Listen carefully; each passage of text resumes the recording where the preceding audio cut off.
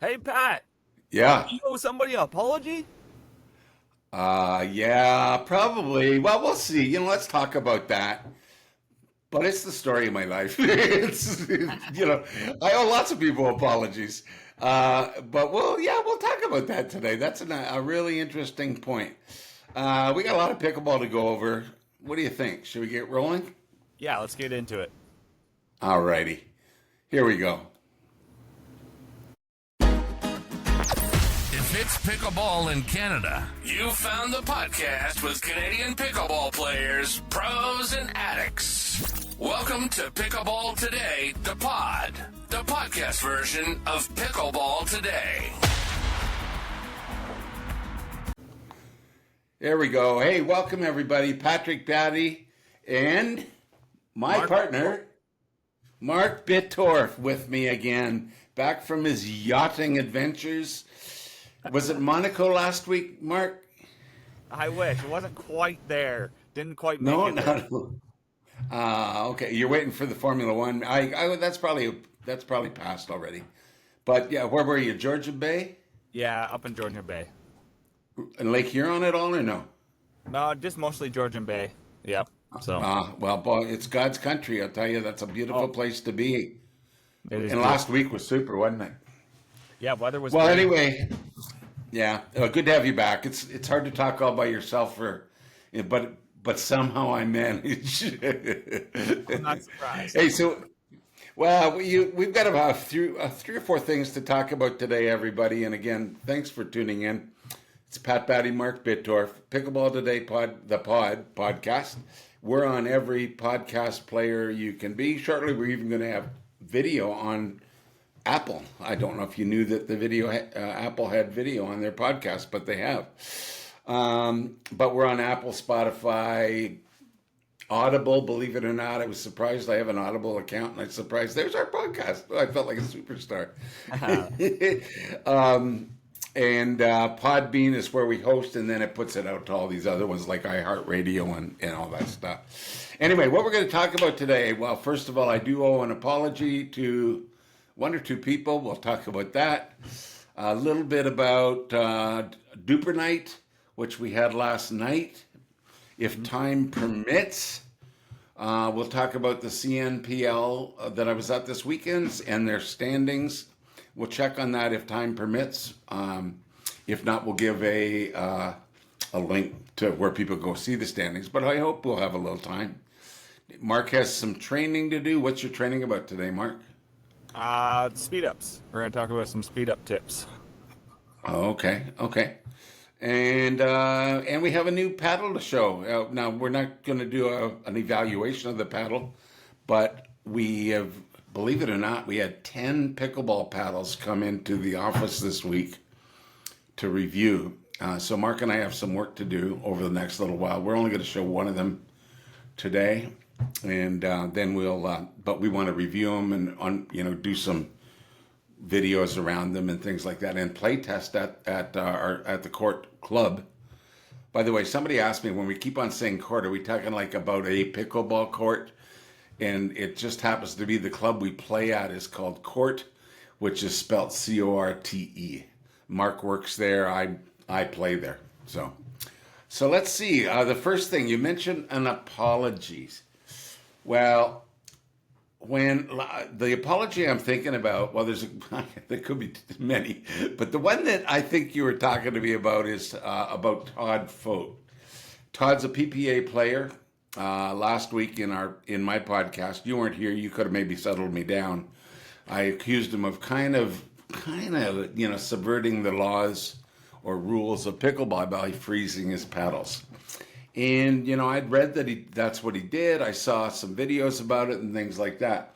Upon further investigation, and some of it as soon as the next day after the podcast, I found out Todd didn't freeze his paddles. He had them in the refrigerator. So it wasn't quite as blatant as, freezing them into, ice paddles. Yeah. But secondly, he put out a really good statement here. Now I'm going to just read it from Instagram here, and so excuse me for looking at my phone as I do this. I just have to find it. a couple posts, and these are in, I think, reverse order. Somebody made a comment about cheating and all that. And he says, I wasn't going to respond, but I have read the comments and I have decided to set a few things straight. By the way, the first thing came out, there was an audio and video. Well, no, I guess it was an audio where you could hear these two players talking about cooking the paddles. So he says, one, I am the male in this audio. And two, yes, throughout my brief appearance in South Carolina, so it was a paddle a few weeks ago in the extreme heat, I stored my paddles in the fridge of my hotel room while not playing. Then number three, he says, well, I've been using the same model of paddle for over 2 years now. I think he uses a Selkirk. I can't read off the top of my head. And I can't recall what model. While I've used the same paddle for 2 years, not once have I had a paddle delaminate or gain power over time. And Selkirk are pretty good about that. There have been a lot of the carbon fiber paddles have had the delamination issues, especially the thermoformed ones and things like that. So they didn't have many of those. So now they do have one or two. But anyway, so if you need further clarification on this, direct message me. So I can't quite recall who he was asking. But he said the testing used at PPA MLP events is a compression test. And an unintended consequence of this is that it is temperature sensitive.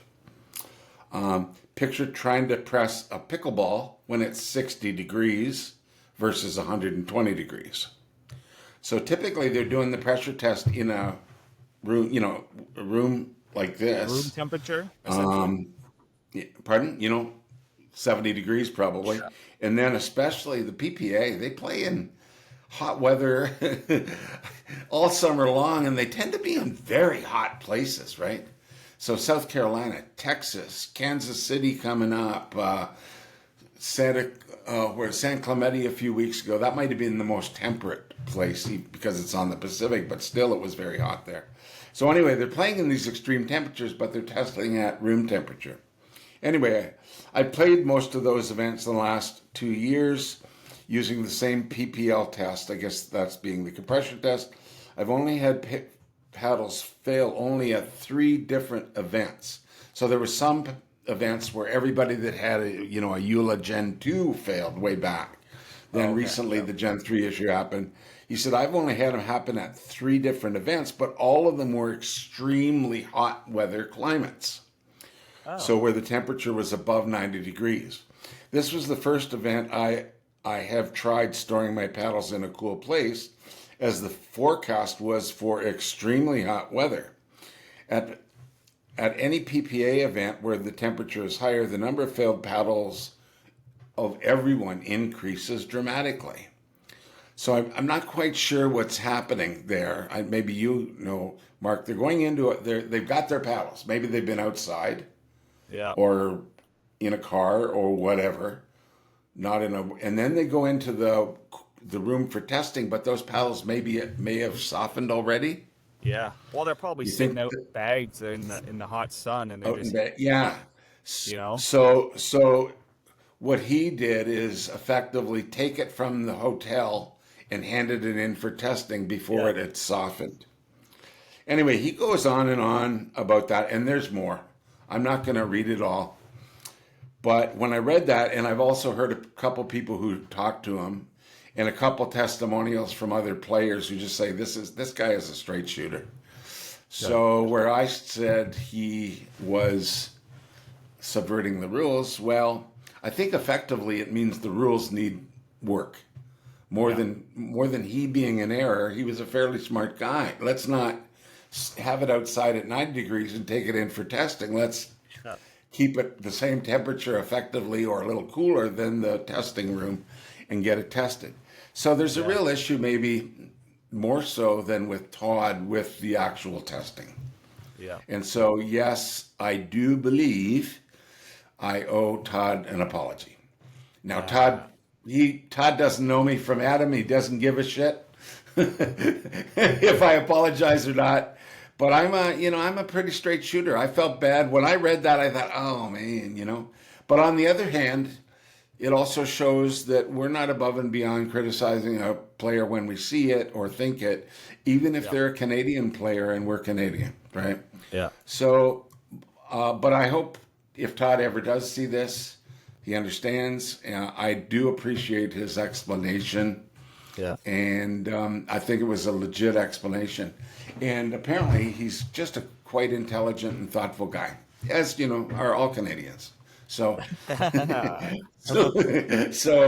but anyway, I did want to apologize because, you know, I put it out. I was doing it on, you know, second-hand stuff. I had no word from Todd at that point, and his stuff came out after our podcast. So I think it was fair. We'll put it out there. So it sounds to so me that said, like, what else do we have here, Mark? yeah. I was just Why gonna don't we make go to the comments there. DUPR night? Oh, you want to go to the DUPR night? Okay. You want to go to DUPR night? Before I do, I don't have the ball sitting here, but our sponsor today is Crown Pickleballs. We've talked about them before. You can get them in bulk. You can buy them as a bulk order through crownpickleball.ca. We'll put the link in the show notes. That'll automatically put in the code. You're going to get not only a massive discount, effectively getting the balls at $2.14 a ball, but Crown covers the duty, the shipping. You're only going to pay your HST or GST or whatever it is where you are, based on what province you're in. There is no other charge for those balls, so it's as if you're buying in Canada. And there's nowhere you can buy balls for $2.14 a ball in Canada. They are pro quality balls. The glitch is because they're going to all the expense of the shipping, the duty, and a discount to take it down to the $2.14 with our discount. Yeah, you got to use our discount code to get that price. Yeah. Well, it's built in on crownpickleball.ca. The discount code is automatic on that one. That's why I give that. It just makes it easier. But so go to crownpickleball.ca if you want to get the discount. But the caveat is they sell them in bulk in orders of 100 balls. They also have other things like a little mini practice paddle. It's like $99 or something like that. Practice net. I'm putting one in my garage, and and my son and I were just going to practice just with that. We don't have really even the room in my driveway for a full-size net. But anyway, Crown Pickleball, you get a good deal there. They're pro quality balls at a very, very affordable price. Orders of 100, so split them up with your friends. Mark and I have split a bunch. We're going to get some more as soon as we can, and things like that. So that's it for them. That's it for Crown. Now, DUPR night. So do you want to explain what a DUPR night is, Mark, before we do anything else? Yeah, so we had at the club last night, we had a men's only DUPR night. So there was 20 men that signed up for it. Essentially, you kind of get mixed up into little pools of 5, and you play with everybody as your partner once. We did 2 rounds of that, so everybody got to play 8 games total, which is about just under 3 hours. It came out to for total time. It's a solid night of playing. It's kind of represents like a tournament where you get 8 games in. You know, everybody's playing to their max. A lot of sweating going on. You know. Yeah, there sure was. And we're instantly putting in the scores right away. As soon as the game's over, we throw them in the system right away. People's ratings are updating as the night goes on. So that was cool to see as it changed and everything. One other thing I noticed, too, is I checked this morning after last night, and everybody's rating changed a little bit again after last night. It's almost like overnight. Yeah, I saw that this morning, too. There's like another little update or something that happens, or it runs. Yeah, like mine went down. Oh, damn. That sucked. Well, it went up at, we won our last game very nicely, and it went up, and then for some reason it went down to what it was before. this morning. I don't know. Yeah. Anyway, I noticed everybody's changed a little bit. It wasn't much, yeah, but it's yeah, almost like a bigger circle of the algorithm working overnight, does some sort of update, yeah, like finalizes yeah. it.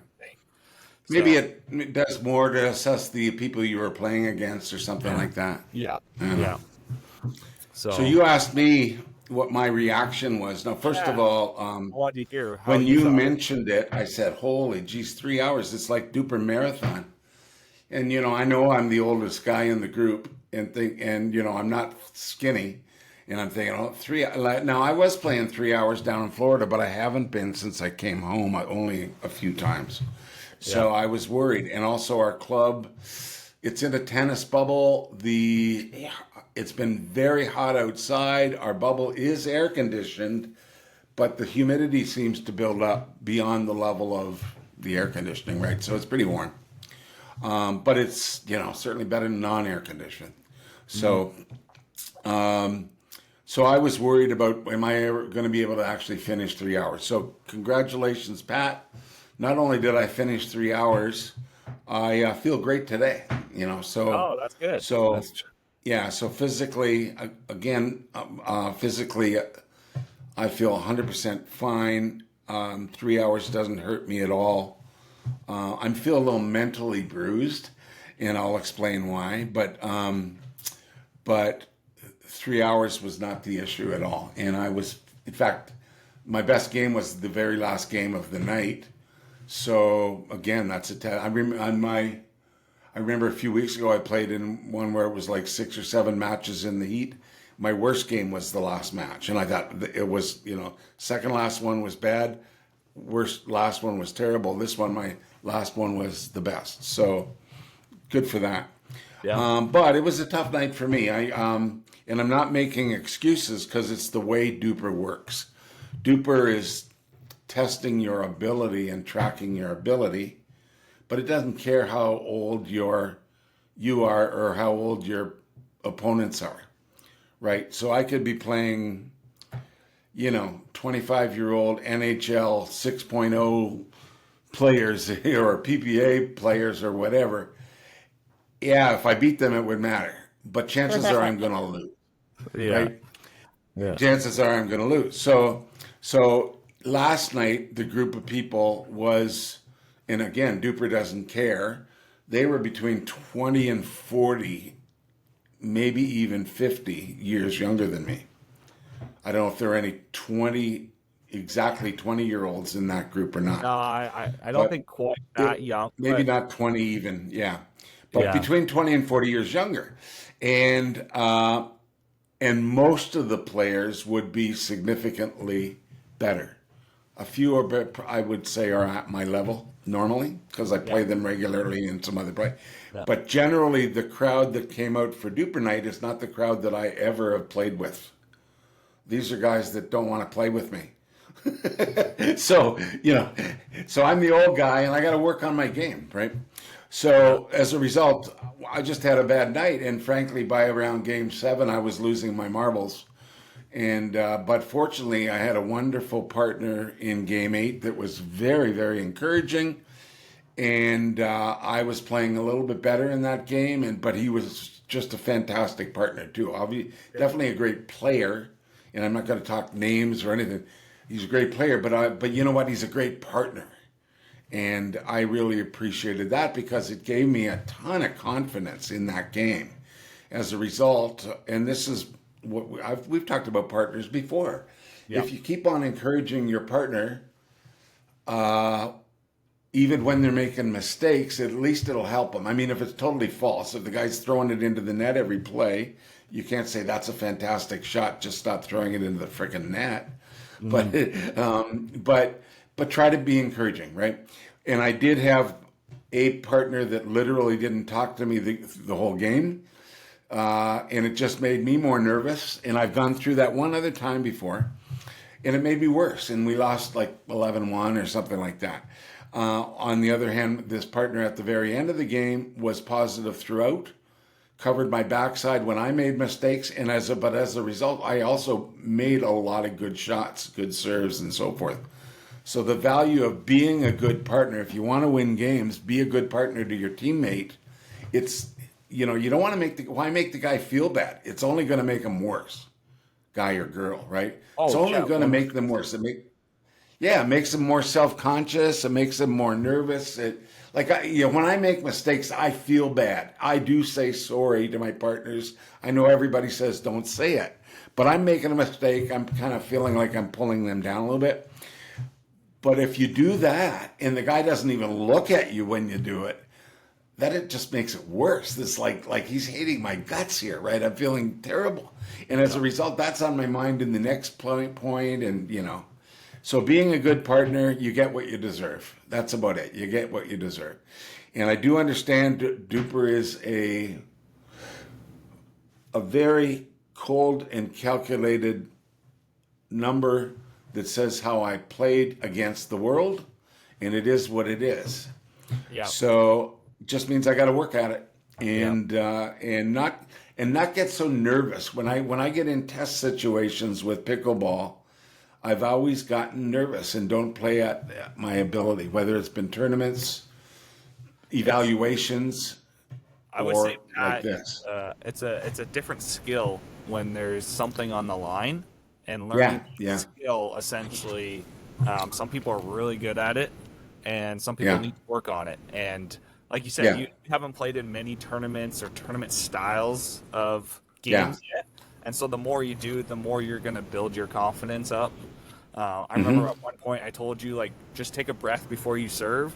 As soon as you grab that ball, you'd walk to the baseline and then just serve.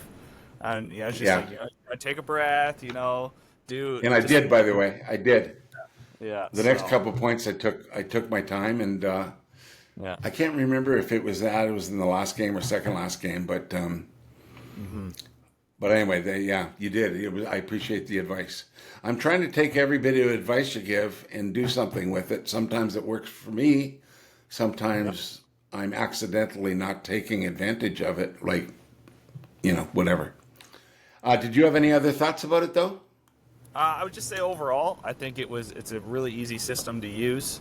And then, like, next time we host our next DUPR night, we're going to have, 20 guys out again, and it'll be in order. It'll be, if you're rated 4.5, the top 5 players will be assigned one court, then the next 5 will be assigned the next court, and you'll kind of move up and down based on how well your games go. Yeah. So,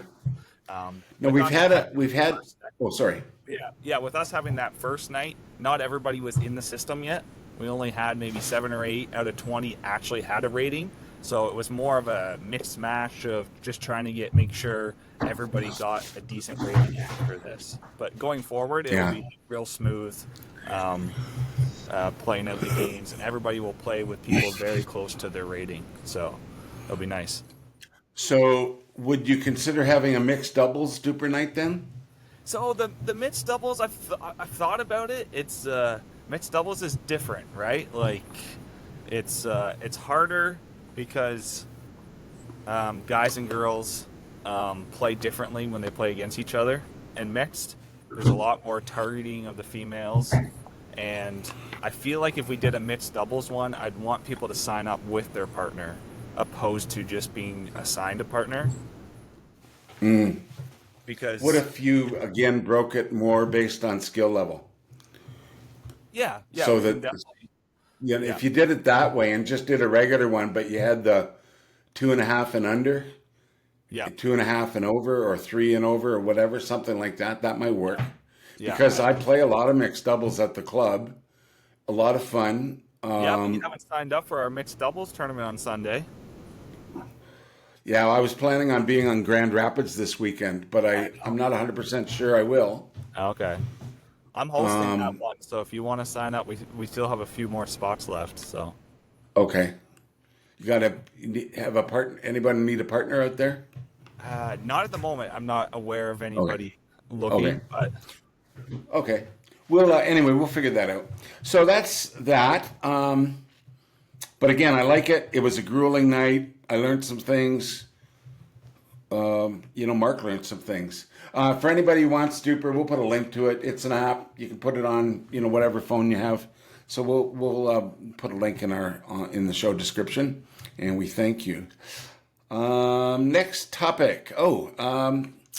going to talk about bread and butter pickleball because I have a new paddle here. Yeah. And you and I, we're going to do some videos and play tests and all that, but let me grab this paddle off the wall.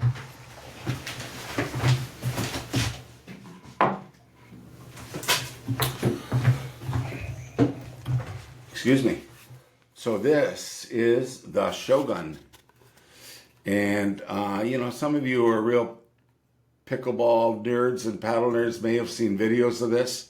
This actually has titanium in it. I'm trying to show it where you can see the metal inside the silver inside the weave of this paddle. So it's titanium, and I'm not sure what the mix is at this point. Again, we will do a lot more detail on it.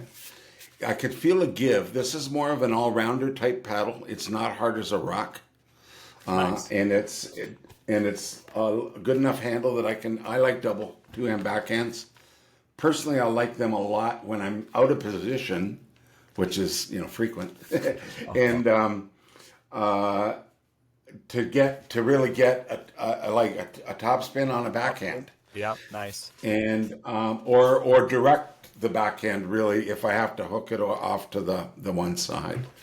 But anyway, this appears really, really nice for giving paddle. We're going to get into a lot of detail about it, but I wanted to just comment about the company. And Mark, you saw the boxes and Oh yeah. this is a kind of first of all, they make quality products. The reviews on these paddles and some of their other models have been fantastic. But these guys are not taking themselves too serious, which is kind of neat. They're trying to they have little mini tournaments where their factory is in Vero Beach, Florida, or at least their offices, and they have a chef there, and they have barbecues going and all kinds of stuff. The one paddle they have is the Loco. It actually shipped with a little thing of hot sauce. Every paddle comes in an incredible box with all kinds of stuff, beer koozies and stickers and all that. I think it was my son-in-law said it reminds me of how people market like skateboards and things like that. It's a little cool. It might be not 100% my demographic, but on the other hand, I don't like boring neither. No, Right, no. so- You want to stand Right? out on the court? You gotta get some bread and butter paddles. Well, I'm not just saying bread and butter, but you know what? Like I always wear a little color. I like a bit of color. I'm trying to just have fun about it. I've always, right from the first pickleball tournaments I watched with PPA, and I thought the courts were cool colors. Some of back then the paddles were not, but they were, pretty mundane. But that was a couple years ago. But these guys, more than maybe any other company, are having a ball doing what they're doing and not taking themselves serious or too serious. I mean, they know. I'm sure they know business very seriously, and they're doing very well with it. But it's kind of an interesting company. I'm not going to talk about this paddle now, though. I wanted to just share a little bit about it because it's here. If you want to see anything about it, you can go to BNB, like bread and butter, bnbpickleball.com. And if you are interested in one of the paddles, our code is PB, like pickleball or Patrick Batty, or PBT, so PB today, pickleball today, PB today. And what that gets you is a 15% discount. Nice. There's going to be a shipping fee, but it's not an extensive one. And effectively, the discount you get, plus the shipping is going to get it back to the same, near around what retail prices are anywhere. There are only a few places to sell these retail in Canada anyway. But you'll be supporting our channel. You'll be supporting what we can do for Canadian pickleball with our channel. I was at CNPL this weekend, for instance, and things like that. So anyway, bread and butter. We're going to get a lot more info later. I'll just put this on the wall again. And effectively, we'll call that our sponsor. We won't do any more ads for the rest of the show. So let's see, what else did we have here, Mark? Did you want me to go How's into our? the coaching tip? Yeah. Let's just do that. I don't think we'll do the CNPL update, but I will put a link for the CNPL update in there because we're at around 30 minutes now. So take your time on this, and then we'll let things go at that point. Okay, perfect. So one thing today that we'll talk about in the coaching tip is where to target our speed ups. I was giving a lesson the other day to one of the guys, and he's in the 3.0 level range and 3.5, kind of in that level, and he's just asked about, oh, how do I do a speed up? You know, people have been jamming me up a bit, and I kind of want to learn, you know, that type of shot. And I said, okay, let's go over it. You know, where do we want to hit? Where do we want to target our speed ups? So essentially, we don't want to hit cross court if we're going to speed up. We want to hit directly to the person in front of us, the opponent. It's just a matter of time with that. So if you hit, That means if you're going to speed up, you want to give them the least amount of time as possible. exactly. So why go cross court and give them more time then, right? Yeah. So that's our target. That's our first target, essentially, is straight on to the opponent in front of us. Second target, if we want to narrow it down, is we're looking for the right side of a player who is right-handed. So we're talking shoulder and hip. Those are the two spots that you want to kind of target on the body for your speed up. And the idea is you want to jam them because that's the spot where a player has to make a decision. Am I going to try to hit this forehand or backhand? Now, a lot of players sit backhand heavy. So by going after that shoulder or hip or whatever, you can usually get them in what we call a chicken wing. I'm sure a lot of people have heard that term on the court. Oh, I chicken winged you or whatever. And that's essentially somebody sitting backhand and you're hitting their shoulder area and they don't switch to forehand or they don't slide over to take it on the backhand and they do this awkward chicken wing shot, which if you don't get the point there, the next shot is going to be the winner because they've just popped that thing up for you to really put the next one away. So now the opposite goes for if you're playing against Pat, which I do sometimes, I target his left side because Pat is a lefty. I'm a lefty. Yep. So it's just one of those things to remember. So a good drill to do with a partner, and you can just do this before a rec game a little bit when you're warming up or stay after a game or whenever you got some time to drill with your partner, is to just hit dinks. So just straight on dinks. There's no pattern. The idea is not have a pattern to it, and you both are allowed to speed up, but you just make it random. So you don't know when your partner's going to speed up, and you don't know when you're going to speed up, and you just kind of dink a couple, 3 or 4, back and forth, and then one of you go for a speed up, the other one tries to block it, or you try to jam them, and then you go back to dinking again, and then maybe the other player speeds one up. And you just do that back and forth, and the idea is it helps you recognize when you see somebody going for a speed up, you can start recognizing it, and when the better opportunity to go for a speed up off a dink battle that you're in or something like that. Now, not everybody always has a partner available to do this, so the next option is to just put a target up on the wall. You can do this like in your garage, like Pat, he practices in his garage. Put a little target, little piece of tape up, just, approximately where the shoulder is or the hip is, on that right side, and just practice trying to precision that spot. It's going to take a lot of balls before you'll get accurate at it. But the idea is as long as you're in that ballpark of slowly starting to narrow it down, you'll just slowly see that, oh, wow, I can actually kind of hit the right side of a player. I can try to go for their shoulder, and I'm actually getting closer and closer to hitting their shoulder. So, again, with this skill, to learn it, you got to hit a lot of balls. This is a drilling, focused skill to be able to get that precise. So, main target is just keep hitting balls, as many as you possibly can. Great. I've fallen away from drilling a bit, and I can see it in my game. And so it's kind of, first of all, I'm coming back to Dr. Mark for some lessons, and then some more drilling. I think if that's it for you, Mark, I think I do have a little bit of time to go over the CNPL for this weekend. Okay, It'll yeah, just go take for it. about 5 minutes at best, right? Yeah. So let me share a screen here. It makes it a little bit easier. Screen. Get the right one. Share. And let me know when it's showing. There we go. Yeah, you can see it. Okay, great. So for those of you folks that don't know what the CNPL is, it's a team format. There are owners of teams across the country from as far east as Montreal and as far west as Vancouver or Victoria. I'm not 100% sure if Rocky Mountain Rush are based in Vancouver, Victoria, or what, but they're BC for sure. So these are the 8 teams in the league, and it's Montreal Lions, Northern Rollers, that's northern, it's really northern central Ontario, Southwestern Ontario Brewers, Toronto Smash, the Prairie Pronghorns, Wolverines, what was the West Coast Wolverines? I think, yeah.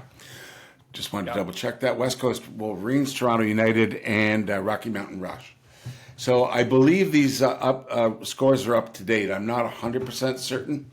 I watched a number of matches, but I was also playing on the Saturday, so I really didn't watch many then. I went back the next day briefly, and then I actually watched a lot. We have it streamed. We have Sunday streamed on our own website.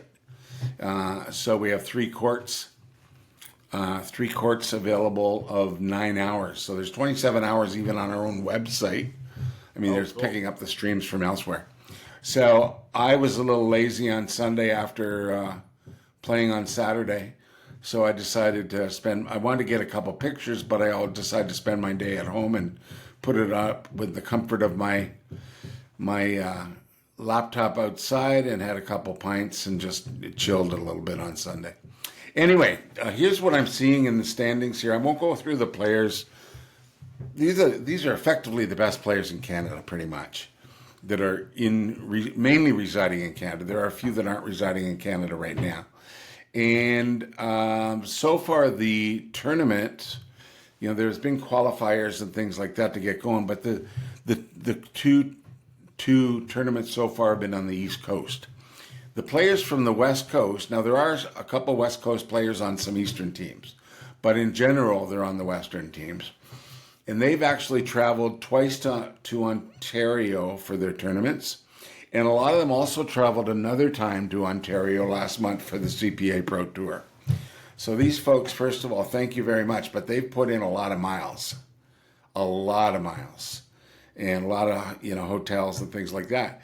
And I'm not sure if it's a result of that, but the West Coast teams are right now not doing as well in the standings. And yet they were strong teams last year. Now, it's not by a ton. If we look at matches one year, Montreal 13, Northern Ontario 12. They're from your part of the world in general, Mark. Southwestern Ontario, from my part of the world, 10. Smash.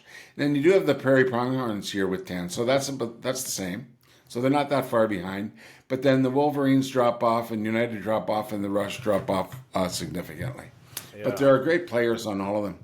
And I think the travel probably in general does hit when it's 3 trips in a matter of, 5 or 6 weeks.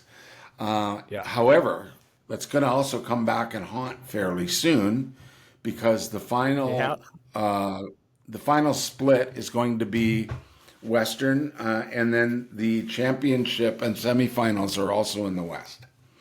So all these Eastern teams are going to get their share of travel as well coming up. So I don't want to simplify it as much as it being travel because there's a big difference between 13 wins and 3 or 48 games and 27 games, right? But clearly the Montreal Lions have done phenomenal, and they've got some great players on their team. Ernesto Fajardo, I think he plays out of High Sport in Whitby. Really nice guy. The rest of the team, let's see. Anne-Sophie, I had just met her. Jade met recently. This whole team is actually from Quebec. Yeah. Yeah, but I think Ernesto is playing out of high sports quite a bit these days. I'm not 100. I even met his mom there at the tournament. But yeah, it's a Quebec team, and they are doing great. Yeah. They've really been doing great. So you got to give them a lot of credit. I don't track where people live in general, but I do believe Ernesto is out of high sports these days. The coach at high sports, his name is Alex. I just don't. I apologize, Alex, for not remembering your first name. But he coaches a lot of high-profile players, and including in the rollers here.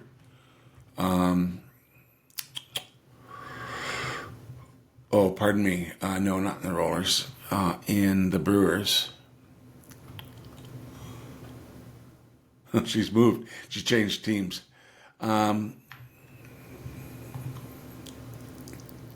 Apologies for this. Christina Chin. So she's a pretty high-profile player right now and doing pretty well. And she's coached by Alex, and I believe also Ernesto is. And so those are some of the top players, and they're out at high sports out in Whitby, Oshawa area. The rollers are some of these guys, and they've been doing very well too. Yeah. So I love the Rollers. That's a good chemistry team. A lot of Canadian heart on that team. Like those players get down and dirty. They know how to play. Well, I'll tell you, Casey is Corey, pardon me, is one of the owners of the team, and he's just a generally nice guy. And I believe you said he was like your first coach. Yeah. Casey Rogers, great player. Jessica Kawamoto, great player. Maddie Stodala, great player. Ryan, really nice guy and great player. Tara, I don't know so well. I think I met her, but I don't know her that well. Super nice. But I've played with her a bunch too. Yeah, is she? She always gives you a hard time if you leave the line open. She likes to go line on you. Oh, does she? Yeah. So you've played her? Oh yeah.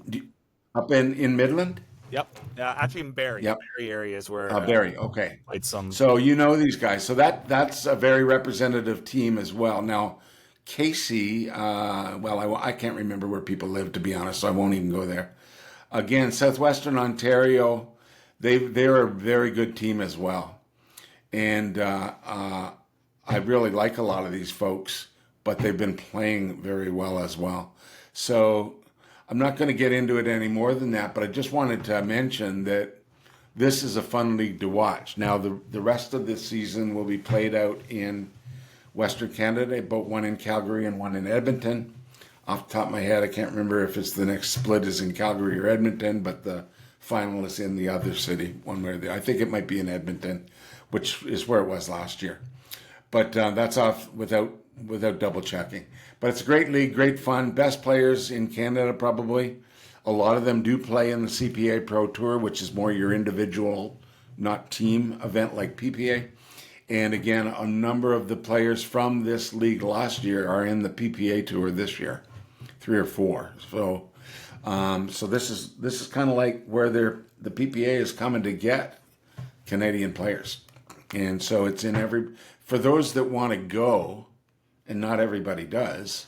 Some of them have very, big careers here, and they're not planning on being pro or full-time pickleball players. But for those that are young and want to go and make a name for themselves in pickleball, this is a great place to do it if you're based in Canada.